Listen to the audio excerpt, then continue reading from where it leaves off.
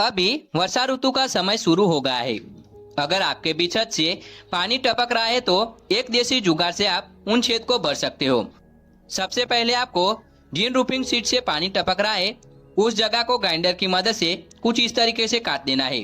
अब हम खराब पड़ी बाइक की ट्यूब को कैंची की मदद से छोटे छोटे टुकड़ों में कुछ इस तरीके से काट देंगे। अब हम ट्यूब के सारे टुकड़ों को एक नॉन स्टिक में भर देंगे।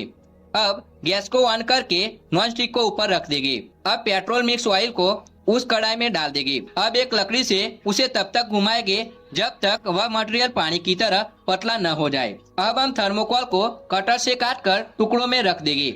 अब उन थर्मोकोल को हमने जो मटेरियल तैयार किया है उसमें पिघला देंगे कुछ इस तरीके से। अब थर्मोकोल पिघल जाने के बाद उसमें बेकिंग सोडा को ऐड करेंगे और सभी सोडा को उन मटेरियल में अच्छे से मिक्स कर देंगे। अब हम छत पर जाकर रूफिंग स्विच को आयरन वायर ब्रश से ऊपर लगे जंग को कुछ इस तरीके से साफ कर देंगे। अब हम एक पेंटिंग ब्रश से जो हमने मटेरियल बनाया है उसे रूफिंग स्विच पर कुछ इस तरह लगाकर लोहे की जाली को उसके ऊपर चिपका देंगे। चिपक जाने के बाद जो हमने मटेरियल तैयार किया है उसे जाली के ऊपर लगाएंगे ताकि नीचे वाला छेद अच्छे से भर जाए। अब 1 घंटे के बाद आप देख सकते हैं पूरा मटेरियल सूख चुका है। पानी डालने के बाद भी एक बूंद भी पानी नीचे नहीं गिर रहा है। अगर यह वीडियो अच्छी लगी हो तो वीडियो को एक लाइक करना ना भूले।